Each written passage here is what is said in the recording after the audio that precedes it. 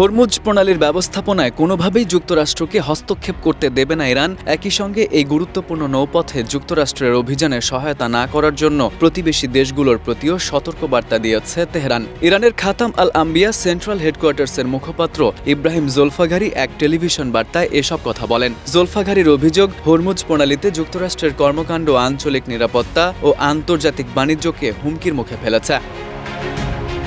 Zolfaghari বলেন, Hormuz প্রণালীর ব্যবস্থাপনায় যুক্তরাষ্ট্রের কোনো হস্তক্ষেপ আমরা মেনে নেই না এবং ভবিষ্যতেও মেনে নেব না। তিনি আরও বলেন, তেহরান যে নৌপথকে নিজেদের নির্ধারিত চলাচলের রুট হিসেবে বিবেচনা করে তার বাইরে নিরাপত্তা বিঘ্নিত করার যে কোনো চেষ্টা হলে ইরানি বাহিনী কঠোর জবাব দেবে। জোলফাঘারি প্রতিবেশী দেশগুলোকেও সতর্ক করে বলেন, কেউ যদি যুক্তরাষ্ট্রকে সামরিক বা লজিস্টিক সহায়তা দেয়, ইরান তা শত্রুতাপূর্ণ পদক্ষেপ হিসেবে বিবেচনা করবে। এতে পুরো অঞ্চলে উত্তেজনা আরও বেড়ে যেতে পারে।